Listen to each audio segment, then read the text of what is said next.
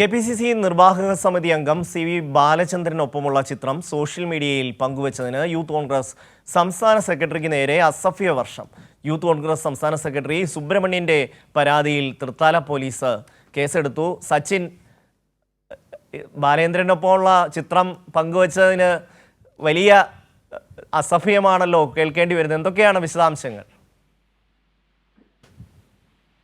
ഷമ്മി, തീർച്ചയായും വലിയ രീതിയിലുള്ള ഒരു രൂക്ഷമായ ഭാഷയിൽ തന്നെയാണ് സുബ്രഹ്മണ്യൻ, അതായത് KPCC നിർവാഹക സമിതി അംഗം CV ബാലചന്ദ്രനൊപ്പമുള്ള ചിത്രം പങ്കുവച്ചതിന് താഴെയാണ് നവമാധ്യമങ്ങളിൽ രൂക്ഷമായ ഭാഷയിൽ കോൺഗ്രസ് പ്രവർത്തകരുടെ അധിക്ഷേപം ഉണ്ടായിരിക്കുന്നത്. ഇതിൽ ഈ ഇത്തരം പരാമർശത്തിൽ പോലീസിന്, അതായത് തൃത്താല പോലീസിന് സുബ്രഹ്മണ്യൻ പരാതി നൽകിയിരുന്നു. ഇതിന്റെ ഭാഗമായി തൃത്താല പോലീസ് കേസെടുത്തിട്ടുണ്ട്.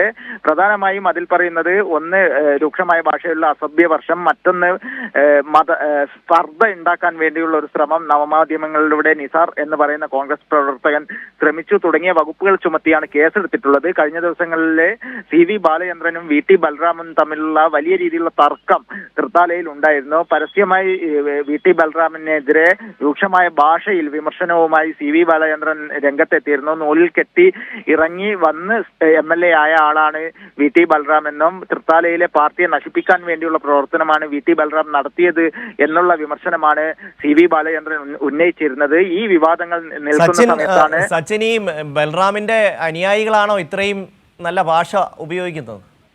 തീർച്ചയായും ഷമ്മി, അത് തന്നെയാണ്. കാരണം VT ബൽറാമുമായി അടുത്ത ബന്ധമുള്ള ആളാണ് നിസാർ. നിലവിൽ തൃത്താല സ്വദേശി കൂടിയാണ് നിസാർ.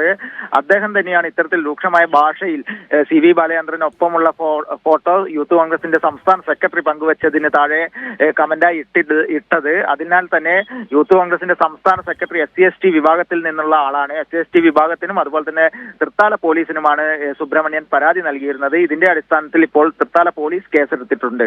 ഷമ്മി, സച്ചിനാണ് വിവരങ്ങൾ നൽകിയത്.